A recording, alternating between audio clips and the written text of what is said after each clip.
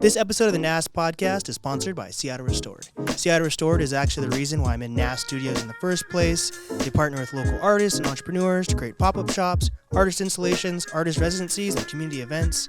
Visit seattlerestored.org for more info on locations and upcoming events.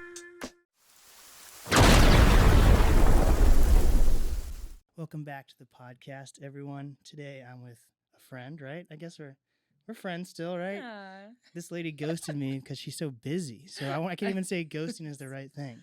But this is a business owner, entrepreneur, everything. You're the reason why I'm actually part of Seattle Restored in the first place. Oh. It's my pleasure to have on Avery Barnes.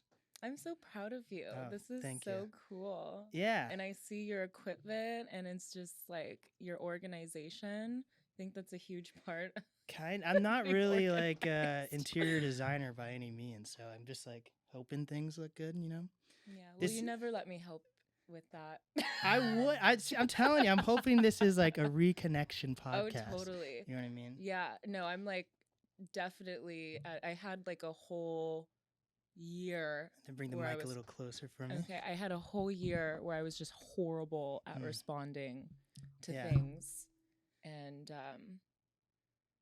having to play all of the roles, the digital marketing, the graphic designer, the in-store associate, the the broker, the contract writer, the negotiate, like just all of everything. The cleaning service that comes in. Just constantly running around. Yeah, so you're the owner of Taswira, and Taswira has gone through some changes, so it's no longer a clothing store. Yeah, and Google just won't cut ties with the whole clothing thing. I'm like still an African store. But yeah, like how would you use that? Like, can you say you're an African arts place now, or like? Absolutely no. I am like a fully fledged and established art gallery and event space. But that simplifies it. And I recently just took down the big Maasai. Yeah, that was wall. sad. And that's why I had to like literally be the one. Like people were wanting to help, and I'm like, you know what, guys? Like I gotta do this one on my own because cutting every single piece of wood, slowly saying goodbye piece by piece, and it's not like saying goodbye, but it's really was the next step for me to tailor the space to be more of who I am and what my vision was. I mean, the retail space was very like serene. It was like all white and very minimal. And that's me. And, I've had so many different experiences now. And it's crazy how, other people's visions in the space really impacted my ability to be creative. So like in a bad way or a good way? Well, I mean, everything, there's a lesson in everything, but it just wasn't me. It wasn't the vision. It was like tailoring it to be, it's, all things cultural, and it's very cluttered, and but and even the art, it's just I learned that I have to have creative ability because that enhances everything in the business stuff. Wait, so were you being like stereotyped into like Africa, kind of, or no, or like boxed? Not stereotyped. Well, no, like boxed in a little bit? Partners come in and kind of curate the space and take over that, and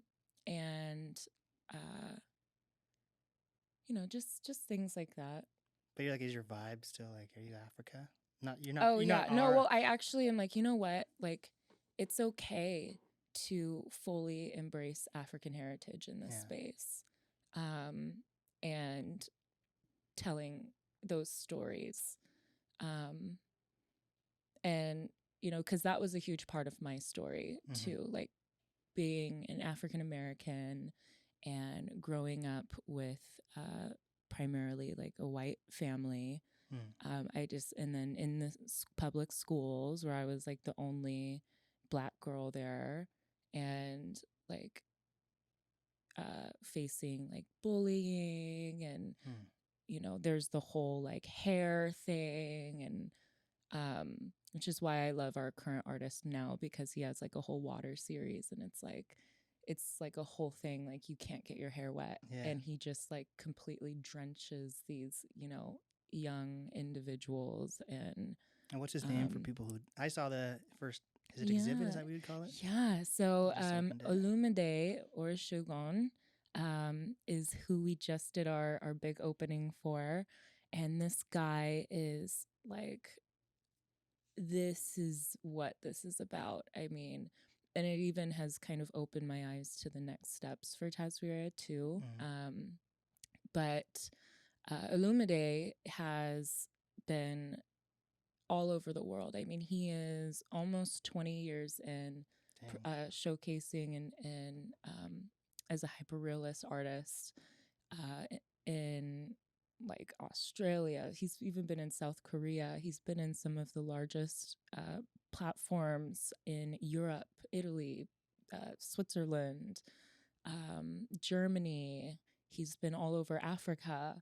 And this is literally the first time he's being represented by a gallery in America. Dang. And so we're meeting each other at these points where, I just had a completely like fresh start, reset. Yeah. And he's entering this, the American arts scenes. Yeah. How did that come to be? I guess you really kind of, we're talking beforehand, like if you know yourself, right? I guess you kind of have to really at least know what your business is, or like what you want to represent, to have someone like that come down. Like if you kind of half-ass, like, hey, I got this. It had to be like the full thing. Yeah. Like it had to be the real deal. And I didn't feel even like putting the space up for bookings as an event space. Like it's taken about a year to kind of figure that out. And yeah, but now I feel super confident, especially like coming into the space. Shout out to Seattle Restored. Heck yeah. Was really difficult because it was in a time where we were coming out of the pandemic. Commercial real estate was like, we were getting responses from our brokers like, oh yeah, no, this place is not gonna fill up. Like it's probably gonna be vacant for like the next 2 years. But now, I mean, we're seeing a change, like, and commercial spaces are just filling up like crazy. Really? Yeah. I feel like in Pioneer Square, it's just like death. No, they're filling up. It's like, what? It's pretty, yeah. But like you drive down, and I feel like I have not like I'm. Okay, there's like that one block that Seattle Restored has filled like up. Bless their souls. But like I feel like maybe Pioneer Square wants to be like an arts area, or maybe it's that it's become an arts area because no one else will move in. I have no idea. Do you think do you think Pioneer Square is actually like becoming an art district?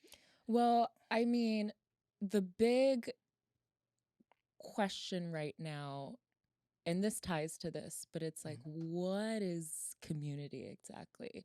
And I think that a lot of businesses, especially art galleries, are having to operate differently. And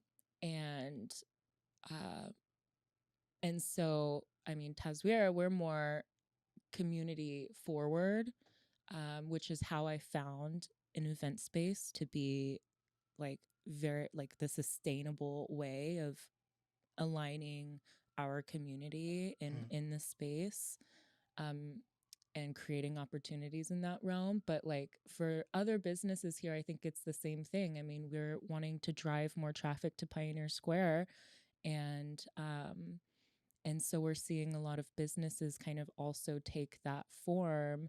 I think this last art walk was one of the most successful art That was walks. crazy. Every single space was packed. Yeah. And we're finding that, people want to get together now. Like we're networking, we're seeing a lot of businesses like thrive from the work that they've put in.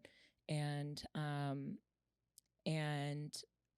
so it's all like experimental, but it's coming together through arts and culture and the ways that we're able to like enjoy one another.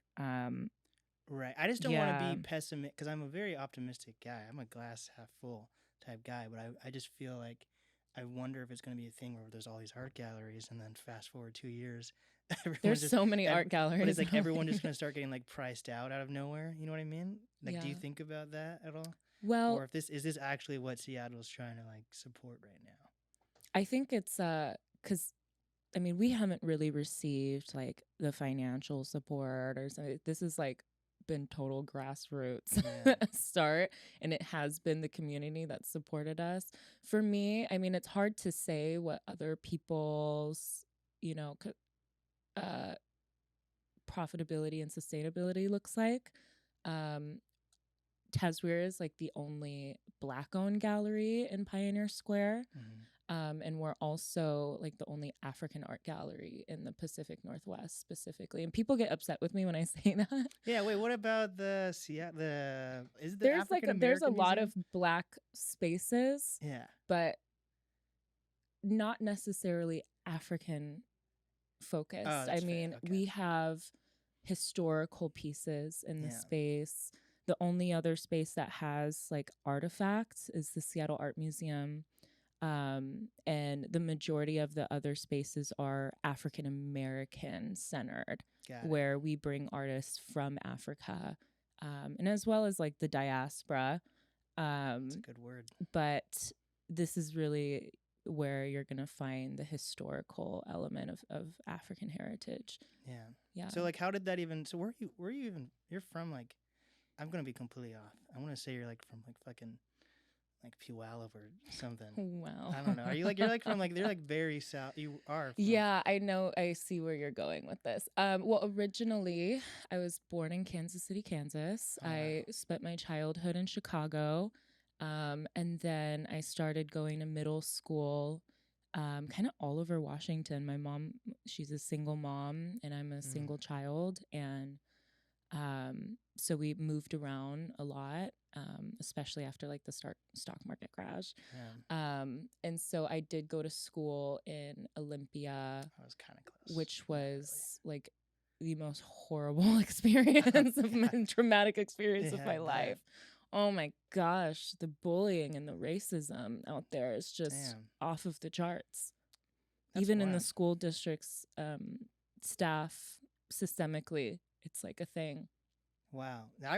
I guess I was very tokenized where I grew up, but I was lucky enough to grow up. I'm obviously by no means wealthy, but like my childhood was pretty wealthy, right? And like, but also not in the sense of like, it was not like Fresh Prince of Bel-Air by any means, but like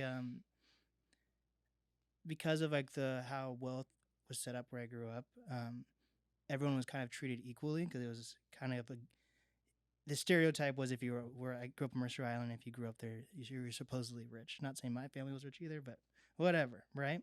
So with that, like I obviously felt like nudges of like racism, but it was more like the corny white shit, like, oh, can I touch your hair, and like weird shit like that. And I definitely ended up feeling very tokenized, or like, but sorry to hear that you were bullied. That's rough. Well, my mom did everything to put me in like good schools and stuff. And when we made that shift, and I talk about this, I think this is the first time I've been like very like straightforward and like, transparent about it. But like, I remember in classes, like who knows who created these, it was probably on like whatever Canva was back then, but my teacher had created like a reading sheet, and it literally said that like 60 to 70% of like all Black people are criminals. Oh my God. And I was like the only Black girl in the class, and I was like, that doesn't seem right. And she's like, well, you know, it says it right there. And I'm like, for real? And I did hear of like one other family that actually went to the principal and stuff. And we went to, I mean, my mom went to the head of the school districts and just trying to talk, but nobody would listen. Yeah. And I mean, even to the point to where we had to, and like the way that girls were so manipulative. Like my mom literally like tried hiring 2 private investigators, and there was still not a lot to do. But this was very like targeted towards like completely demolishing one's self-esteem, inability to like go to class. I remember I would eat lunch in the locker rooms. Damn. And even like the school, like there would be all kinds of like they had the big mirror in the locker rooms. Everyone was taking selfies, posting them as on their profile photos. And I remember I took a selfie one day. No one was behind me, but they literally put like sexual assault or something on my record because there was a chance that someone could have been in the background. Oh my God. And then like after 2 years of not being in the school, these kids literally like tagged up my house, my mom's car. They would every single time, like I remember these girls, like when they would like stub their toe, they'd be like, oh, like N-word. Like that was like their, oh shit. Like they would say like, yeah, I mean, I don't even use it. I don't even use it anymore. Were you like a big into I don't like saying it, but it's like it's such a intense word, you know? It's so like it's so deep now that I just I don't throw that out. Yeah, anymore. I don't use it much. I like it in hip hop, I'm not gonna lie. But like, you know, Kendrick Lamar can get creative with it. But yeah, it's interesting. I feel like there's a lot of things, even though we have like different backgrounds, there's a lot of things that we relate on, and like how like we express being like mixed or whatever. Yeah. You know, but yeah, I've never really, it's never really been part of my vocabulary unless to make something awkward. You know what I mean? I don't know how to answer that. Like if I was to look in the camera right now and say, but I'm not, but I could. You know what I mean? Anyways, no, we were talking about, I feel very bad because that sounds very traumatic. And like, I know. I had like the only traumatic-ish experience. Obviously, like I said, there was like subtle, what is that? Microaggressions. That's obviously there were a ton of like microaggressions growing up, but like the only like super intense experience I had with like race growing up was I'm not gonna say what I did, but I accidentally made a very inappropriate joke that got me like so surprising. I made a very inappropriate joke and I almost got expelled, but I ended up getting suspended. And I was the only literally the only Black kid in my there was probably like 5 Black kids in the entire school, and then I was like the only one in grade higher above everyone. Yeah. So like oh my God, I love those shoes. Aren't they insane? Those are so cool. Yeah, it's like not even, you can't even really find these. The deconstructed yeah, those are sick. Yeah. Okay. But anyways, so like the point being was like there happened to be at the time a vice principal that was Black, but like the superintendent wanted to get me expelled and all this shit, and the vice principal like rooted for me and was like, this was obviously a joke. He's literally the only Black kid in our school. Let's teach him a lesson, but let's keep him in the school district. And like if it wasn't for him, I would have been expelled, right? And then he ended up like writing my recommendations to college that I ended up not going to, but the sediment was definitely there. You know what I mean? That support is like, yeah. So, but yeah, it's kind of it's a weird feeling though that you kind of have to have like, oh, this guy's Black and I'm Black, so like I can see and he obviously saw himself in me a little bit, and that's why I wanted to support versus being like, why didn't like multiple teachers who liked me come together and be like, you know what, let's make sure he stays. But it was like literally one Well, I guy, mean, you either know? way, it's confusing Yeah. for like a young child to have to like we just recently did a group, a student tour with an organization called FIUTS, which they're so awesome. And they created a program to bring 20 students from the southern region of Africa who are all hand selected by US embassies to come to America and go into all of the, like, totally explore the political and businesses, political realm. And then they'll go to Atlanta. But even like having them in the space and like talking to them, they're like, wow, this is the first time I've ever felt like I was like Black. Yeah. But you know, and I say that because you know, the majority of Black folks in America either like are not aware or familiar with or in touch with like their African origins, let alone like been to Africa.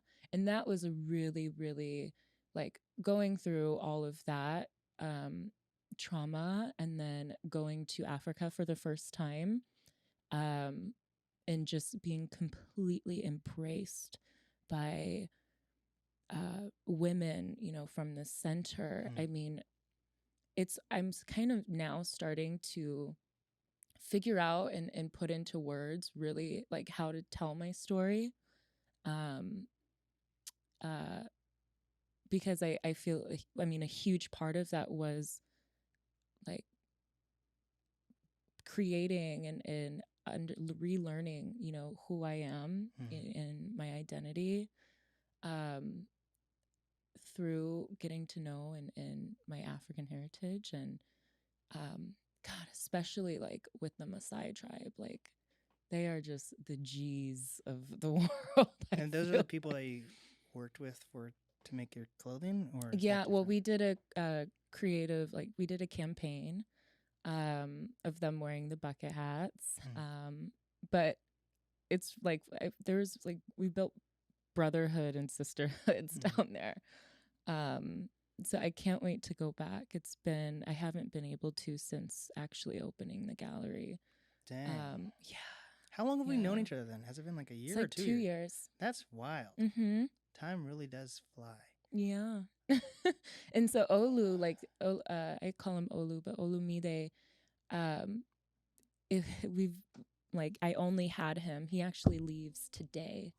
But I only had him for just such a short amount of time, and we captured all of this content. And in one of the interviews, he's like, you know, I've heard that, and I've seen that, you know, African Americans don't really know anything about African heritage, and because in our school systems, it starts and it ends with slavery. Yeah. You know, it doesn't really go deeper. Maybe talk about like how Martin Luther King got shot, and then like that's it. Yeah, no, really. Yeah. Like it's and so he's like, you know, this is a really important time for me, showcasing my work in America, understanding that, because you know, I'm gonna bring African heritage to them, and yeah, I just think that it's really beautiful, and that's really where I'm finding my passion going is bringing in, discovering artists to Seattle. What made you want to get involved with like knowing your root? Have you ever actually done like a 23andMe or anything? I have actually. So like how what got you into like actually wanting to even go to Africa or anything like that? Like maybe it is something like inside of us. We're like, but maybe not trying to connect right here. But like people like convincing me. Got it, because like I definitely growing up wanted to be like I wanted to be like, in the silliest sense possible, I wanted to be like OJ Simpson. Okay. But like, you know, like I'm Blake, not Black. I'm OJ, I'm not Black, right? but just stop in there, you know. But like as I grow, I understand that it is important. Like Ooh, understood. Okay. yeah, I see what, yeah. like I am like I'm a black owned business. I'm a black guy living in a super white city and like trying to like connect with people and like learn more about myself. It's a interesting thing. Like you, as much as you try, like as much as I personally like, may have tried to run away from race, it's like in your face, even when you try to ignore it. So it's been interesting for me to like learn more. Obviously, I haven't like done a 23andMe or anything, but even just like You trying to, yeah, should. but like trying to get involved with like I've fallen in love with like the Central District, even though it's gentrified as fuck. But like, you know, like I like being around black people, and like I like to, I want to like connect with the community, right? You know what I learned recently? Well, it was a realization. I wouldn't say I like learn this from anything. But like Africans, their nature is like being extremely like welcoming and like hugging and okay, you know, like they are very like I would say extroverted in the way that they express themselves and like engage with other people. And then when I look at folks here, it's like, man, like I think that that is naturally like a characteristic, like an a deeply rooted African characteristic in African Americans. Yeah, I'm Nigerian. Nice. Yeah, what I does found that mean that out. for you? Nigerian and Ghanaian. Does like have you been to those places? No, but like I have a whole pretty much like all Nigerians are in the gallery right now, and it feels great. Nice. But haven't been. Now I know people, and I'm like definitely gonna go to Nigeria. That's the next thing. Nice. Like I may not even be black. I might be like Puerto Rican or something. I have no idea. But hopefully, well, I guess it wouldn't matter. Just who knows? You could be anything.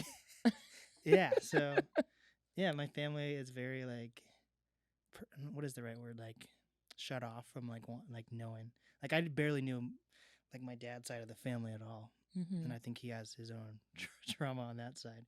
And then my mom's like born and raised Seattleite, who's like Italian, so she's like, yeah, that's her whole thing. But so I know I'm Italian, and then but besides that, I don't know. But maybe there is something cool about not knowing, or I don't know. You did a 23andMe. Is it like, do you feel enlightened? Well, because then the white people. I have a whole bunch of European in me too. Yeah, and I'm also like Southeast Asian. Okay, I found out. I can see that. Yeah, I get that all the time. But it's enlightening. You know, you either do or you don't. But it kind of comes to a point where you're like, all right, I'm trying to. I know a lot of white people get enlightened, and they're like, "Oh my God, I'm 0.001 African," and then they're like, their whole life changes. So maybe mine will change too. So, what do you think? No comment on the whole life changing part of that, because we start claiming things. So, anyways, you had to be like, wow, who would tell you to go to Africa though? Like that's a kind of like, I don't know, that's pretty crazy. Africans. Okay. No, really. I had a mentor at the time who actually grew up in Mombasa, Kenya, just so happened to be where I landed. And I did a solo trip to Bali, and that was extremely like transformational for me, and it gave me a global perspective on arts and business, because everyone is like a business, an entrepreneur in some way, shape, or form. Like you create your hustle. And so that was super inspiring to me.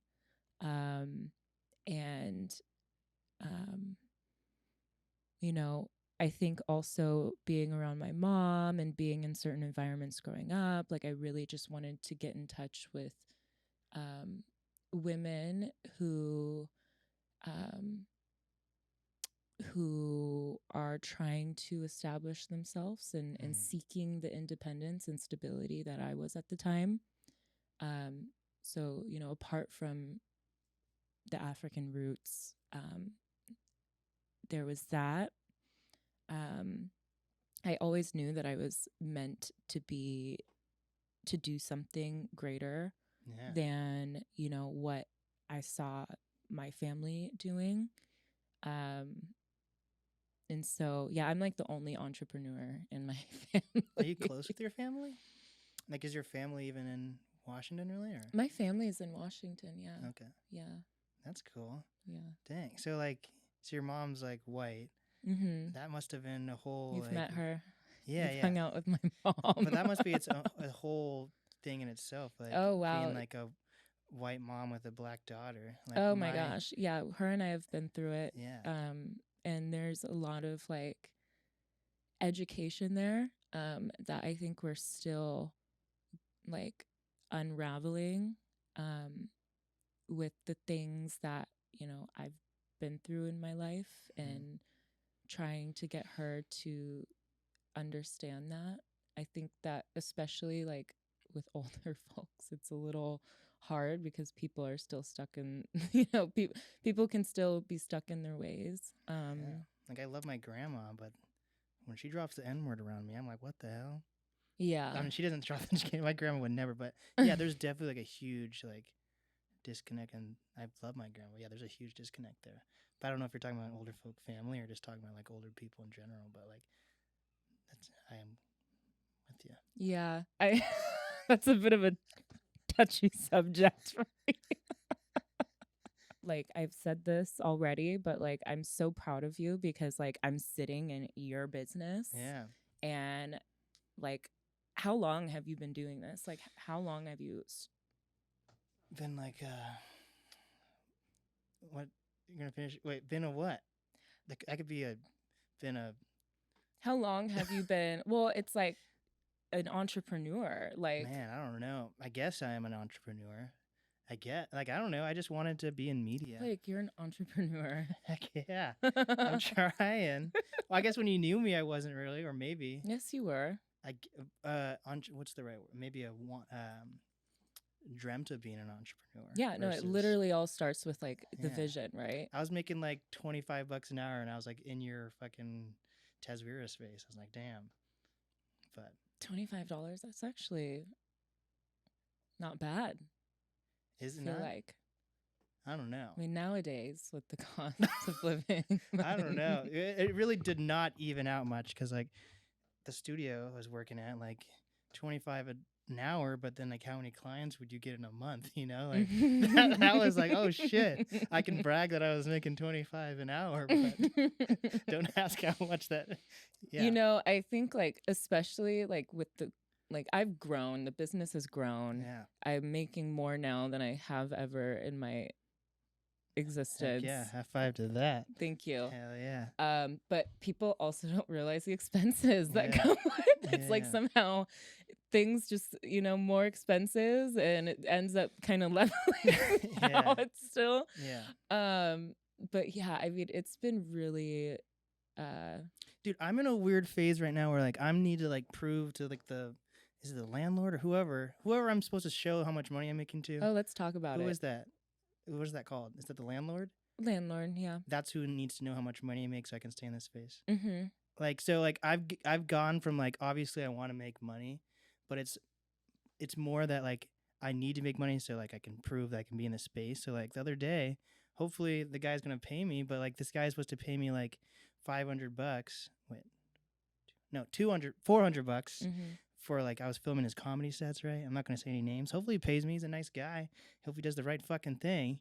But anyways, I'm just like, obviously I want to get paid to make money, but it's also like this guy needs to pay me so that I can prove that I'm making an income to stay in this space. So it's like there's two parts of making money now, which I would never have thought about. Oh my God. Yeah, I mean, I really love talking about this because, I think my landlord just took a chance on me. Yeah. Maybe he just needed something to fill the space. But, I've kind of gotten pretty savvy on like developing the bank statements and Mm. separating those, business and personal. But like for me, it was like talking to you, like Yeah. it's showing the potential growth, Right. and really you only need like 3 months with that. And Yeah. so like for me right now, especially since I'm in a place where our business model has changed. There is a very, very high possibility and an opportunity for growth. And, you know, my bank statements have kind of like gradually shown that. I mean, it's taken so much like trying different things and being flexible. And that's something that I feel like I've kind of gotten my street cred on over the years, because I've constantly had to like change and do different things to see if it works or not. And and so I'm on like a 3-month thing. We just got event bookings going. I've started representing artists differently. And Wait, do you write contracts for like artists? Or how does that work? yeah, no, we do like full contracts with artists. They're all different. With Olu, he's from a completely different country, so we have a bit of a longer term. I'll have him in my catalog for like the whole year, which is awesome. Yeah. Because the moment a piece of his hits New York, it's like game over. Like, it's we're good to go. And that was like a little seed of hope, I think, that he left me with and entrusted me. But yeah, I mean, having to go over, there is a whole like a couple month hiatus where I'm going through my books, completely like re-itemizing every single transaction through 2020. Like there's a lot of like financial organization and like strategic, like clearing out certain expenses that don't have to be there to be able to predict how much the next few months could do. And I think that the growth, I mean, now, yeah, I mean, I've been in this space for about 2 years. The first year, like forget about that. But also the reality, I'm like, I promise this is going to get better. Yeah. But the reality of the situation is like it takes businesses 2 years to actually become profitable or figure out that, okay, I need to like shift this. Maybe I should tell Frank that. I know his name. Frank's no, a nice that's guy. like that is the sentence. It's like, I've been in this space for X amount of time. It's gonna take a little bit to actually like show profit here, because you had to invest into all of your equipment and getting the place together. Like anytime you get into a place, it takes a while to see that growth.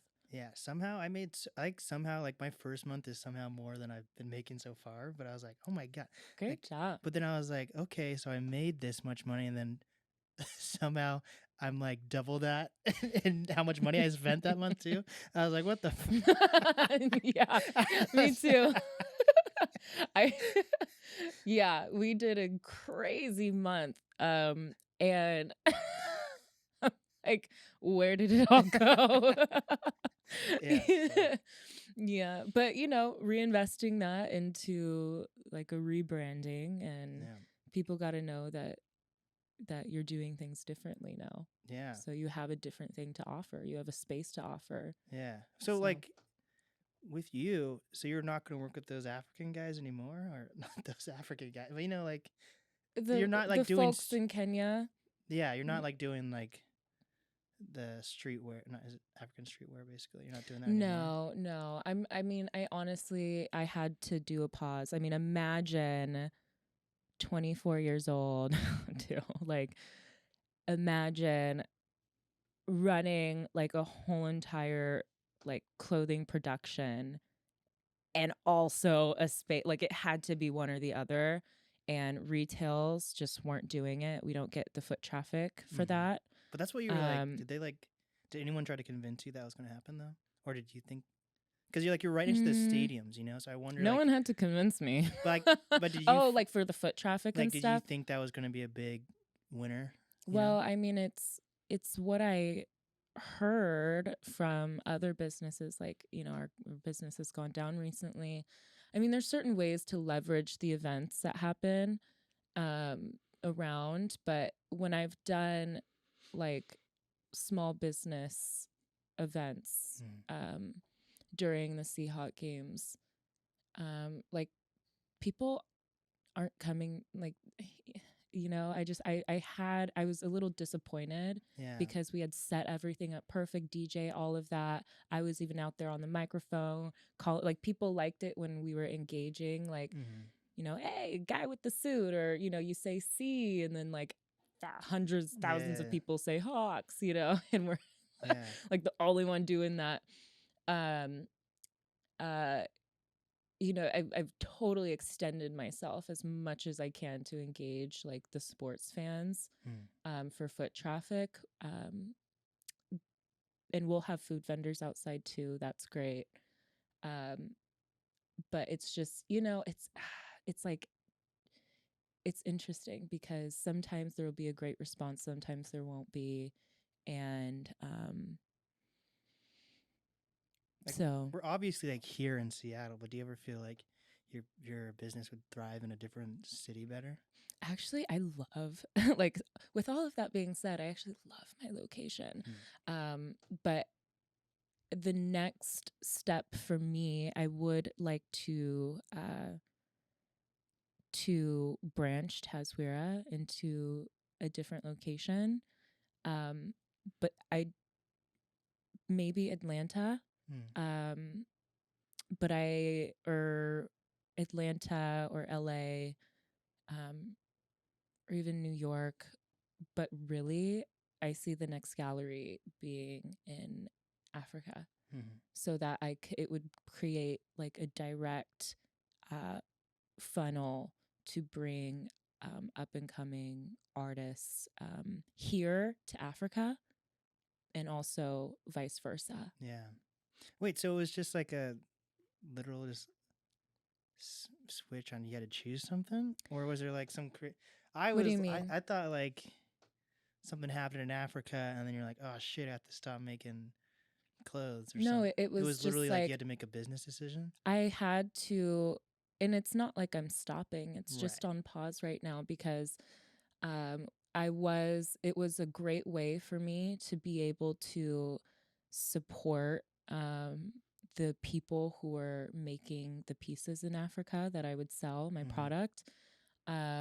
However, with the space, it was actually like, it wasn't a great way to support them. Like, actually having events and having the space become more profitable allows, like, it's overflows my cup so that I can actually pour into the retail and like the other cups. So not to say that it's not a thing. I mean, I talk to them all the time, and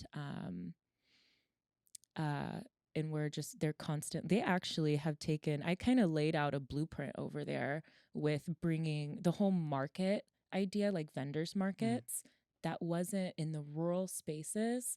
That was a great way because I was working with all different people with all different kinds of businesses, in food, in clothing and hair braiding. And, I did a great job with finding ways to bring, parts of those here. Like even like rice bag pillows with the gals who would sell and make like a rice pilau dish. That was awesome. But yeah, and Kenny, I kind of we would have meetings. We had consecutive meetings like 3 times a week for a month, just planning and applying the vendors market concept over there, because one voice isn't going to get that far. multiple voices together, bringing new clientele to their small businesses there. Because it's like, how do you stand out as a small business in a rural community, like a village? Yeah. And so, but it was simple marketing techniques. It was flyers. It was creating an event, because, you know, there's a wonderful response. Like if there's something going on, people are definitely going to show up. And so we hosted this event. It was like Kenya's first all women's business market. The flyers that we put up, I worked with manufacturing this like small, like you had to go up like a ladder to get up to the sewing room, and the screen printing was on like the roof. Oh, it was awesome. It was just layers of embroidery, of t-shirt, you know, it was awesome. And so we all made t-shirts. Everyone wore a Banbury Women's Empowerment Center t-shirt. And I got a DJ. Everyone was like wheeling like like full on dining tables out. They were bringing their dining tables to put their things on. And it was fun. It was so fun. And now they've taken that over, and they have done that like consecutively, like weekly. And to the point to where they've been able to open up their own store on their own completely. And so any business that can come in and be a part of the Women's Center automatically becomes a part of this collective, supporting women-owned businesses there in any age that it is. Wow. And so that was just like, I mean, that was just planning, you know, and taking a simple thing that is just like kind of like a norm here and applying it there. So, and I keep up with that too. Yeah, I miss them though. I really literally thought it do. was like some crazy, like,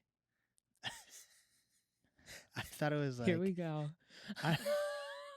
I just thought like some crazy shit happened in Africa, and then you were going to be like, damn, I have this space, and now I have all these like fucking like African like pokey scars, and now I'm like fucked. You know, because you have those like fucking things, right? Oh.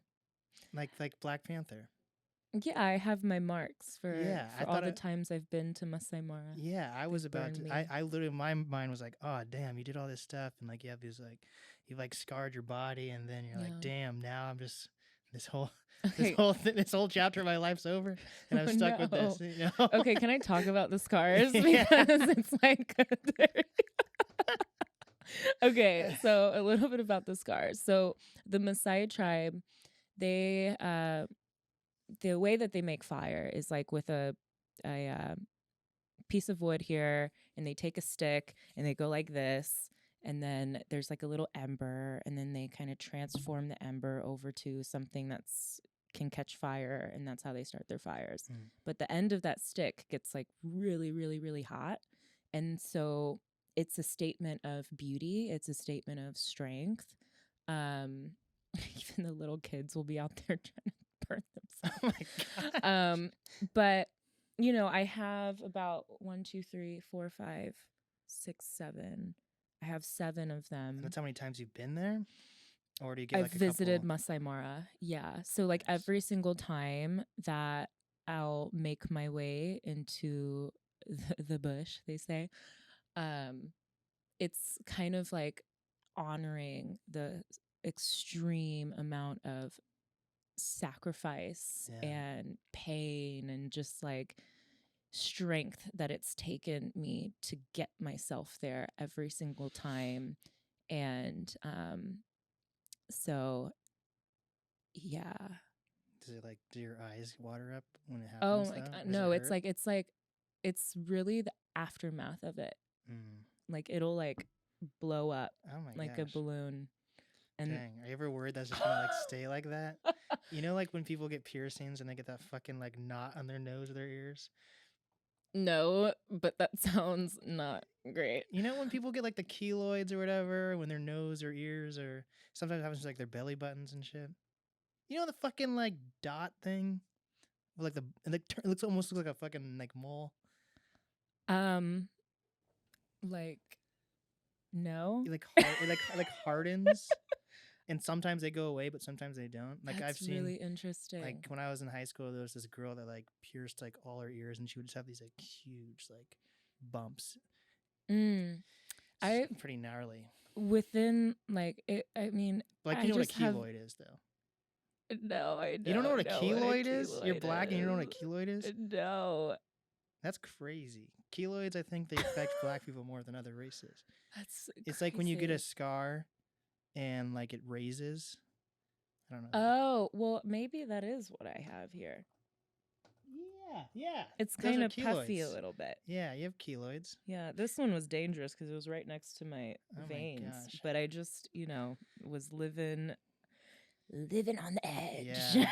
I just watched this movie last night called Bad Lieutenant. And this guy does like every drug under the sun.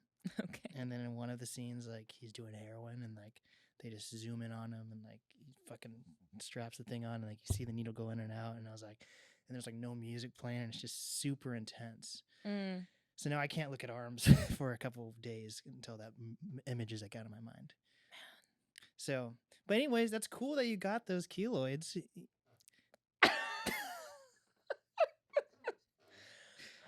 I don't know what they're called, but Keloids. Cool. Yeah. Well, it's you're a the black thing. You're the only one that can say that. Yeah.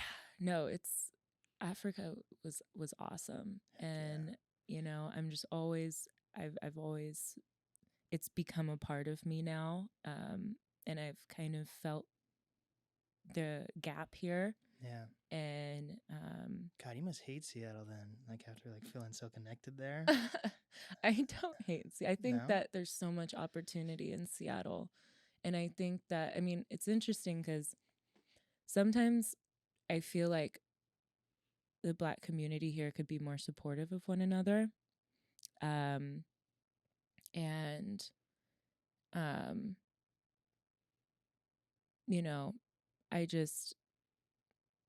I don't see any other business that looks and seems like mine or is in related in any way as a competition. I feel like there absolutely can be no competition because at the end of the day, we're all kind of operating under the similar mission, and we have a similar vision for Seattle. Yeah.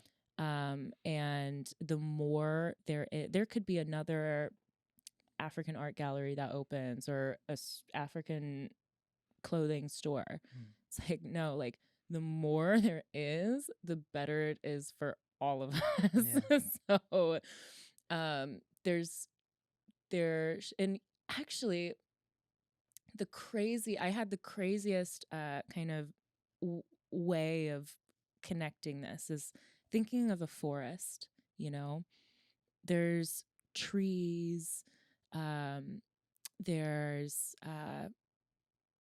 and then you get underneath the surface. So like let's say Taswira is a tree, and let's say like places like Art Noir or Onyx Gallery or Wow or the NAM. Art Noir is the one that's in Africatown, right? Said that. There's trees everywhere. I mean, if there was a forest with one tree, it literally would not be able to survive. But underneath the surface, the roots are all connected, and they communicate with one another. If there's a tree that is like severely like dehydrated, water supply will be, will go to that tree more than the other trees because it needs it the most. I mean, and so I really love to kind of refer to how our community works like a forest like that, because these trees are growing, but what happens like with that forest, that forest is able to give life to so many other like forms of life, animals, insects, bacteria, like all of it. And so I think that that's how we should start like, I feel like that's a great example of how we should think about community. Until big businesses come in with a chainsaw and they're just like,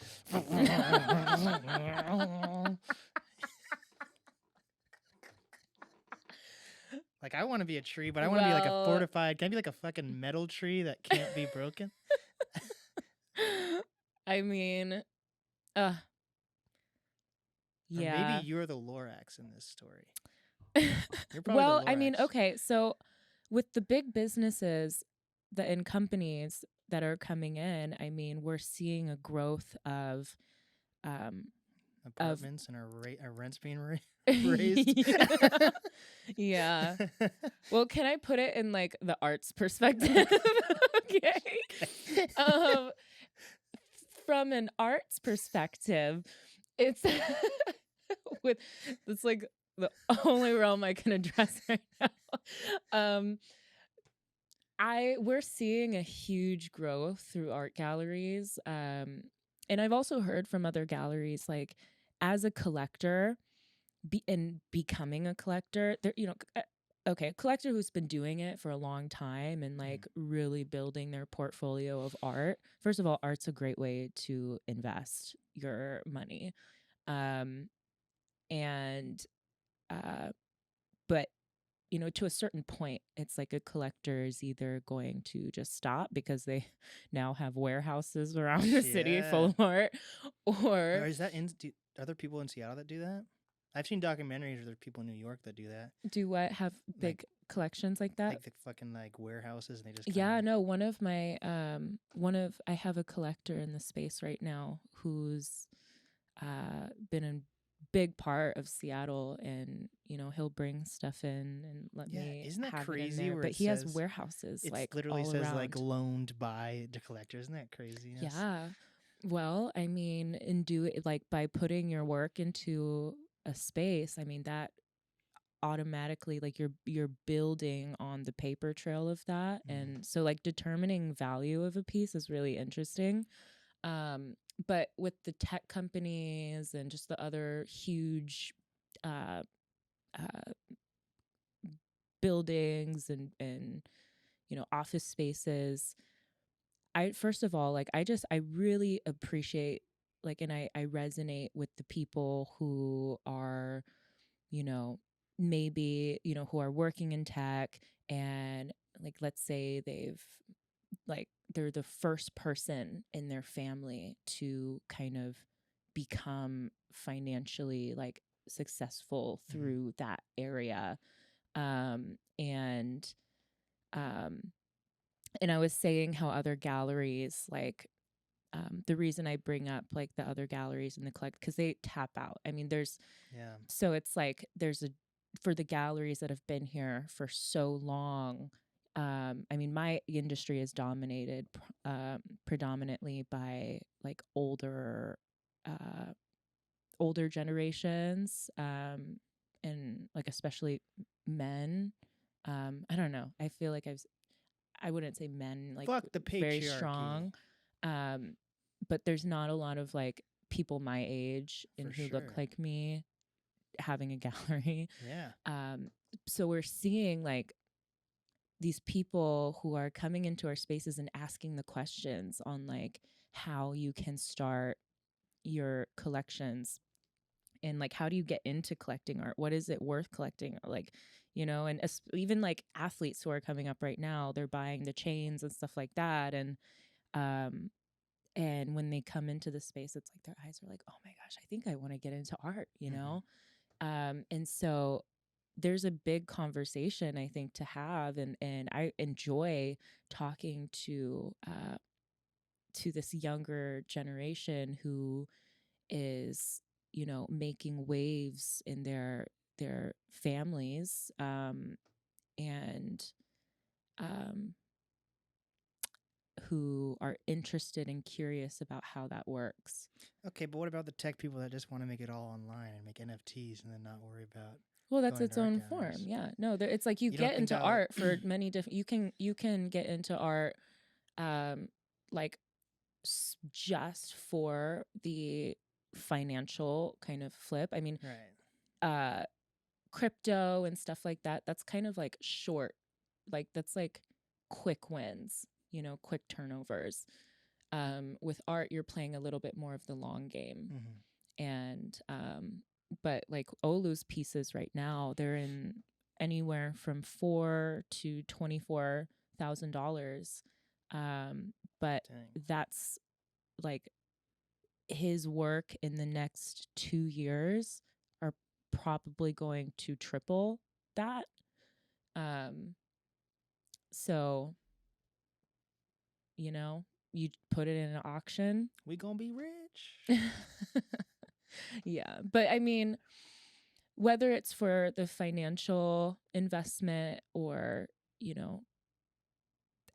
being able to pass down pieces in your family, that's where I see art in the people who just my recent clients have been more focused on is, before, especially in Black families, like I was having people from Atlanta come in and buy art from me, especially in Black families. It was, our relatives who bought land and left people with land. Now it's a little bit, people are investing into things like art in pieces that keep like historical pieces. Like Jay-Z and Beyonce do that. Yeah. Art, Fuck art, yeah. and art. I love art. Art's the thing. Yeah. So I'm inspired by everything you do. I like talking about business. Heck yeah. Because, yeah. But yeah, I am very inspired by you, and I appreciate that everything you help. Whether you feel like you've helped me or not, like I feel like it was just a complete like random thing for Blaine to have you on his show. but if you hadn't been on That Ain't Black podcast, one of my clients, we probably would have ran into each other at some point. No, you're a busy lady. You're the busiest. Oh. Very. But well, I think like my time, especially opening now, like what's important for me is to make myself available for artists. So that's how I see my days. Well, I'm an artist, so you can make time for me. Yes, I can. So with that, let's quickly cover Seattle Restored. How did you get involved with Seattle Restored? And also, like, why are you in Seattle in the first place? Like, why weren't you in, like, Chicago doing this Taswira thing? Like, to start off, like, your career? Like, how... Is it because of Seattle Restored? Is that why you're in Seattle in the first place? Oh, absolutely not. No, I grew up here. No, but I'm saying, like, to, like, start a business. Like, sure, you could have started a business in, like, Tacoma. Yeah. Or something. Like, did Seattle Restored really play a part in this decision to be in Seattle? Well, my background was in makeup. So I was doing that in Seattle. Okay. And so nice. Blake knows what I'm talking about. And so I was already in the city. I was literally trying to hustle off some product from these ladies, and I went on Eventbrite, and they weren't like there weren't any spaces available, but I reached out anyways, and said, hey, are there spaces available? And this organization, Community Roots Housing, they said yes. This was a vendor's market in like the coldest winter. and it was raining, and they are like, we're the only ones at the time who actually like provided stipends to be a part of that.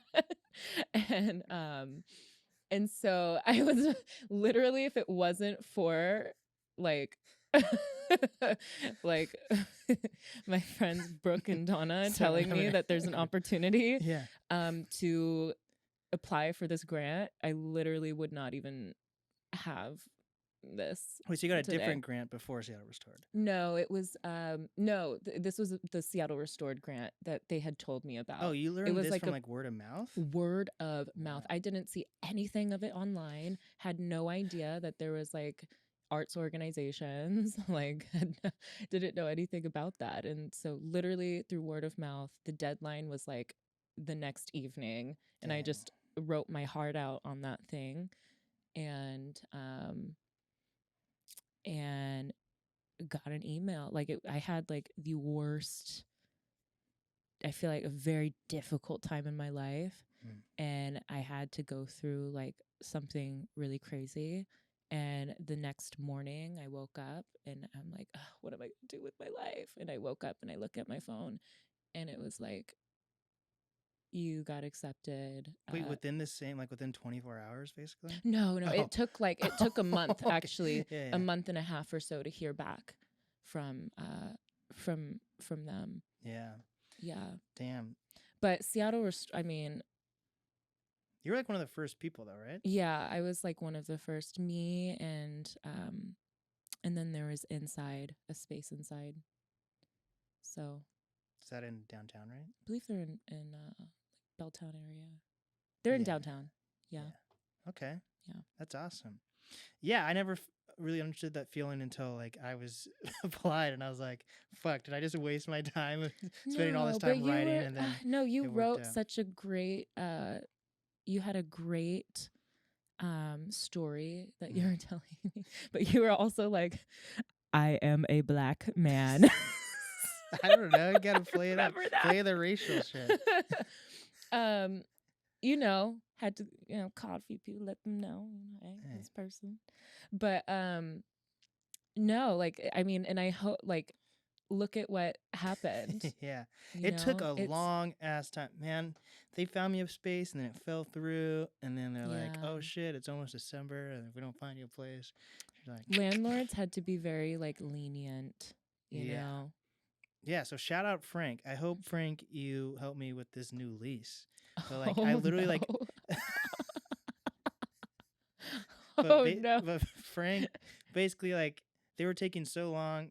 It comes down to like, obviously, what's the right way to say this?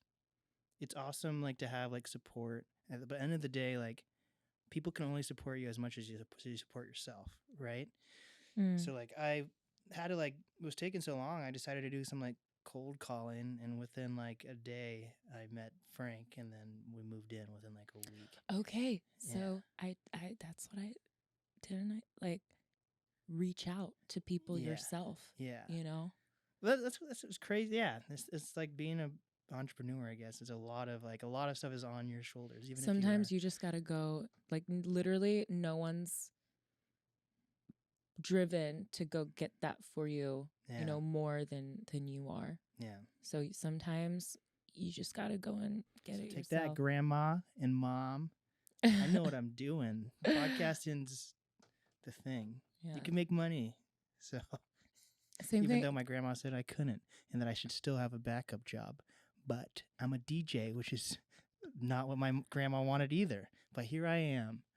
Yeah, my let's talk about your grandma. Aunt of mine told me to be a paralegal. Oh, I could see that. No, I wanted to be a plastic surgeon. Wow. I don't know why. I just thought the videos were interesting. Have you seen The Skin I Live In? Is that one of the botched shows? No, something? It's a super fucked up horror psychological movie with the dad from Spy Kids. Have you seen Spy Kids? Love that movie series.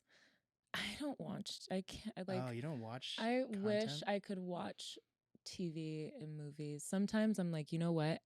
I am going to very much intentionally not respond to these emails, even though I need to, just so I can like have a moment of peace. I haven't had a day off in probably like 2 months. Dang.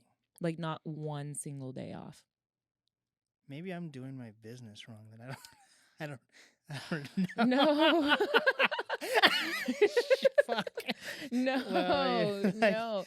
That was like all of the counseling every single transaction I've ever made, like doing the cleanup work of the mess that was created. But like you've already like, were you like tracking things from the get go, or no? Tracking, like what do you your mean? receipts and everything, or No, absolutely not. oh, no. okay, so I'm ahead of the curve a little bit.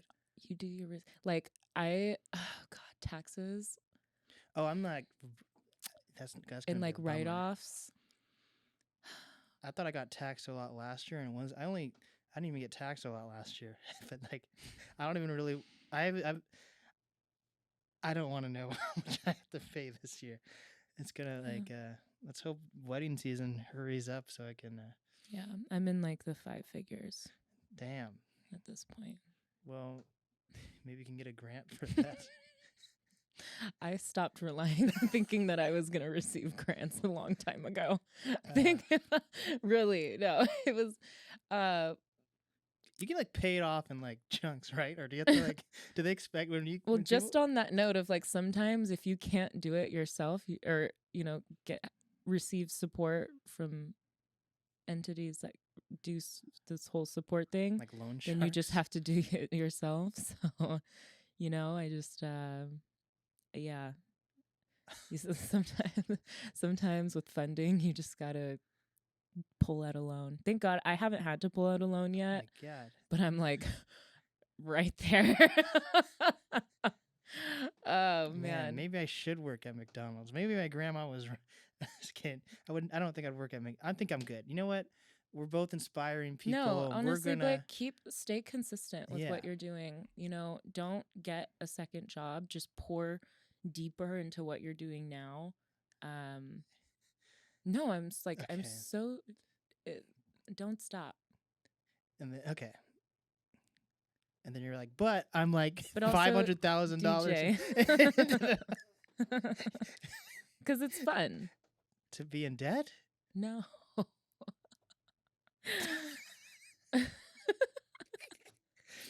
To like, man, this is the 2 rent payments gang here. Heck yeah. Yeah. Well, let's talk about the fun stuff. Do we have time? What time is it? 1:37. Oh, we got like 20 more minutes. Cool. Blake, what do you do for fun nowadays? Oh, you know what's crazy? I tried to do like this meditation thing yesterday. Okay. With my favorite comedian, Duncan Trussell. He's like very like spiritual and. Oh, okay. So anyway. Meditation with a comedian. That's cool. He like does a lot of like acid and shrooms and stuff. I've never met him in person, but like he's like one of my goals. I like besides just like having him on my show, I want to like be his friend. Who's like your dream guest? Duncan Trussell. Okay. For sure. Like I've had anyone locally I've already had, or if I haven't had them on, there's kind of a reason they probably haven't been on now because of certain issues with certain celebrities in Seattle. But that's beyond the point. Okay. So, anyways, I signed up for this like fucking Zoom thing, and I knew it was gonna kind of be like an experience when I was 18 when I went to a SeaTac hotel, and there was like the people from fucking what's that called? Shark Tank. Okay. There's like a Shark Tank like seminar. Mm-hmm. And the Barbara lady or whatever her name is, the short hair, the older lady, she was there to give. Love Barbara. She was going to give a speech, right? Okay. And then it turns out she's just like selling. She was there to like sell people to buy this fucking thing. It was like like a blueprint or something. It was like an MLA. Like if I can do it, you can do it. All you have to do is sign up for this like 10-week program, and it's $10,000 or some shit. And I didn't realize any of that. I thought she was just gonna give you a free speech. And there's networking leverage there. Yeah, but like obviously I did not get to meet her, and I was like an 18-year-old with like people that are in like their 50s trying to like.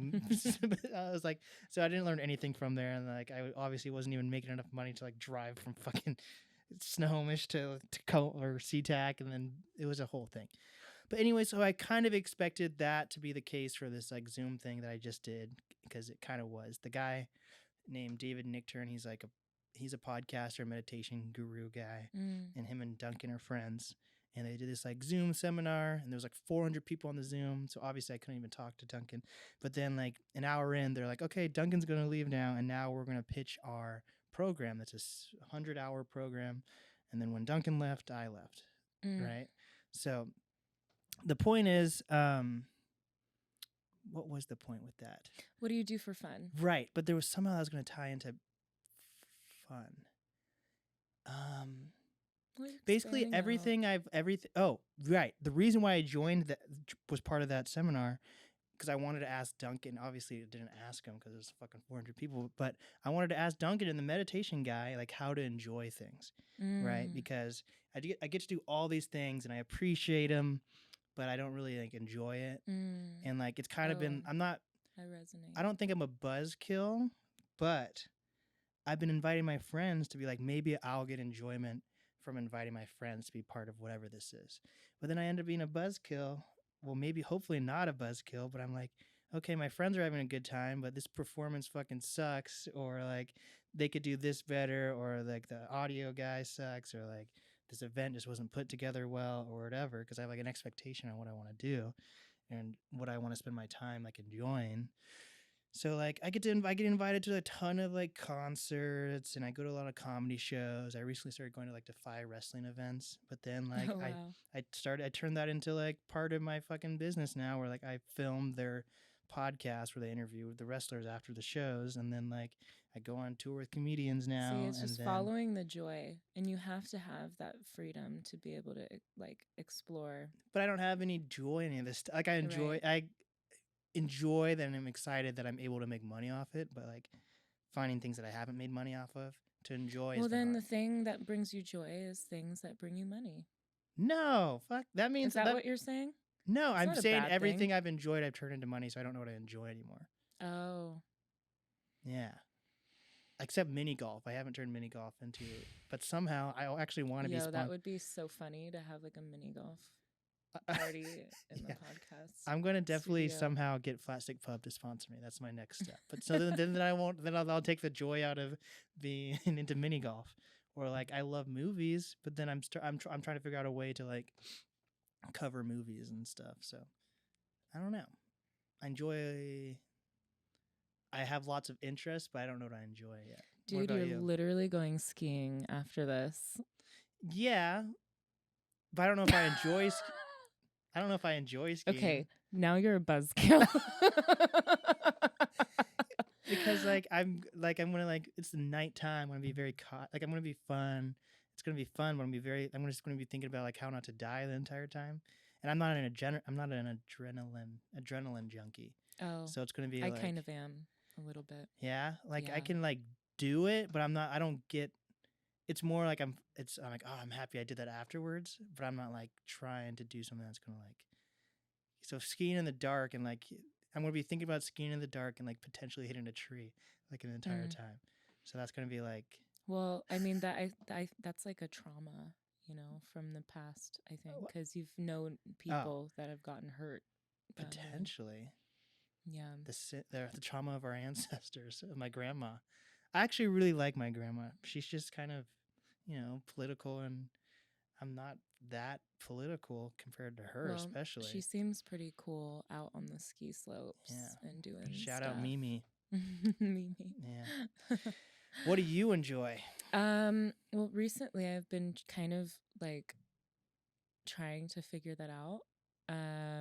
See, we connect on a lot of things.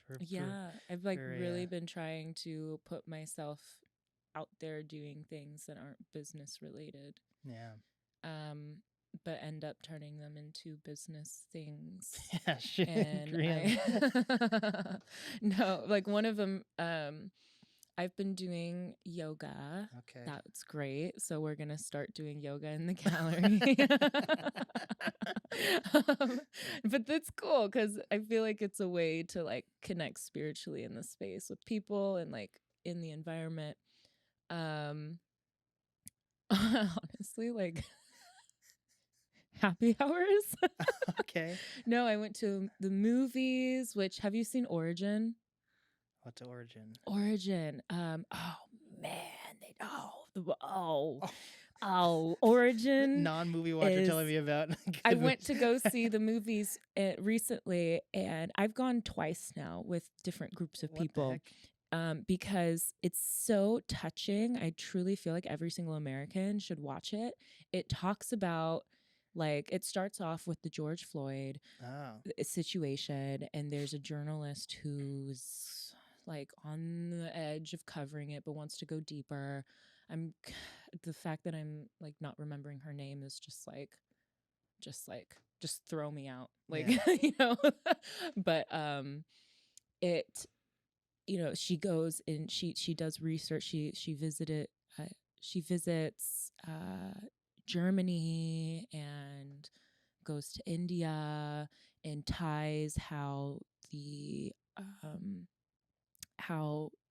like not like Germany, Hitler, the not Nazis kind of uh, based uh, the systemic development of Germany off of America. I've seen the trailer of this. And Yeah. they how there's it goes so much further. America's like color, right? Like it's very like segregated that way, but it goes so much deeper into caste and like with Dalits or untouchables in India and yeah, I mean it's just it is phenomenal. And like I used to be like the comedy horror girl, but now I'm just like I have completely fallen in love um I historical movies. completely misheard you. Okay. So you actually have seen this? No, what you just said. Please don't twist my words right now. I know. I completely. Blake. Okay, so you're okay, so okay, got it. You like historical pieces. Yeah. I hate historical pieces. I want to get away and just like fucking, you know, like be in a different world, and then historical is just it's like inspiring, but also could be very sad. And then Yeah. like, Well, it oh, helps damn. me because I have to like address like these rough issues, and it's like, you know, and it's so like not. It's so much more than like race. Yeah.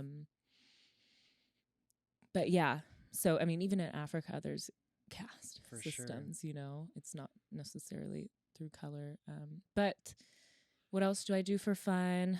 I learned how to snowboard recently. Gotta go skiing then. Skiing's like not really. You could do both at the same time. No, Well, I'm one like person. Snowboarding. So you could only go with other snowboarders? No, I can You like could we ski- can you go could with friends who are skiing or snowboarding, Yeah. but I am going to be 10 toes down on a snowboard. Like on your butt like more than half the time. Are you like good at snowboarding? No, I'm so athletically like gifted. It's not even funny. Okay. No, like when I was in like middle school, I was in track and I was competing against seniors in high school, running 12 flat 100 meters. I did the Junior Olympics. Dang. And then I injured myself.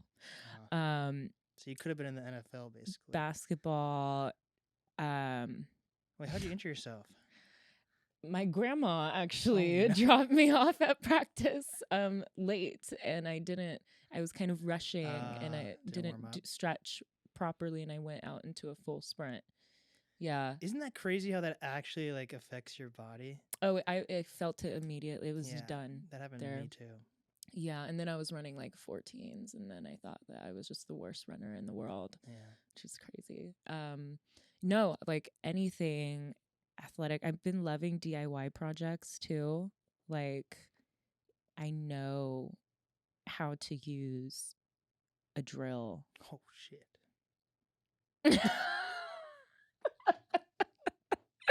I don't know. Awesome. Everyone asks me, like literally everybody asks me, "Are you an artist?"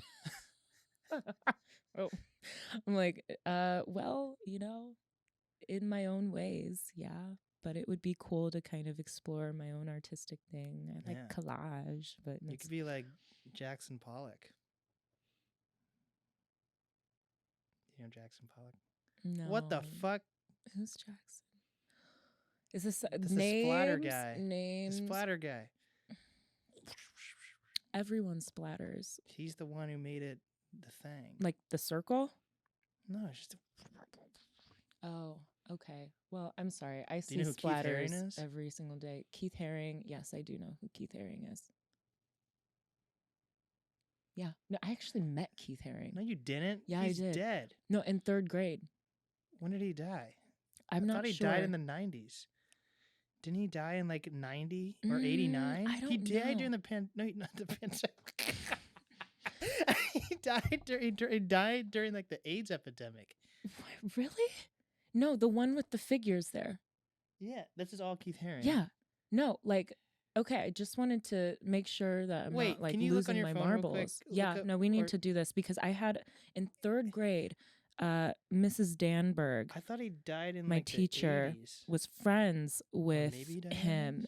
and brought him into the classroom. And I remember those figures, and she was like, "This is the guy that does this," and oh shit. Maybe I'm like so off. Maybe I was lied to my whole life. When did he die? When did he die?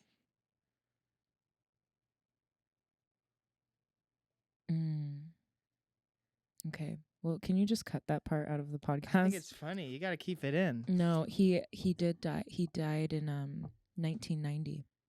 Yeah, That's so crazy. I called it. I love Keith Haring. But Man, basically, I have my a 3rd very grade shitty teacher. tattoo that's supposed to be Keith Haring, but it looks like gingerbread people holding hands. So that's my Keith Haring story. God. Yeah, I love Keith Haring. I hate it when I get caught up like that. I have Keith Haring coffee books in another room. Yeah. That's my guy. He's awesome. You know who this is, though? You know what this character is called?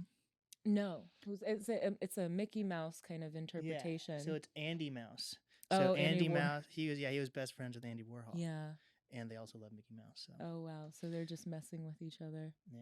Pretty great. Pretty great. Oh, I see. Yeah, Andy Mouse. So and then like dollars. Yeah. Funny.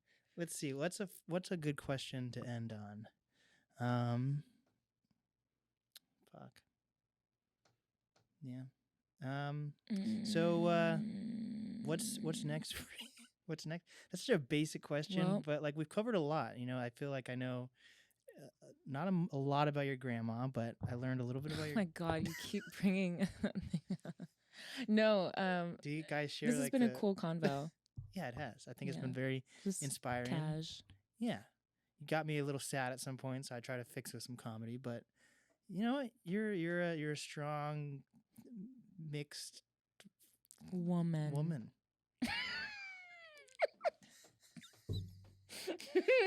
So I think you are very inspiring, and I hope we stay connected now that we've done this podcast. Everyone came to Blake. You have no idea how many people came to me and said, "Oh, like, have you?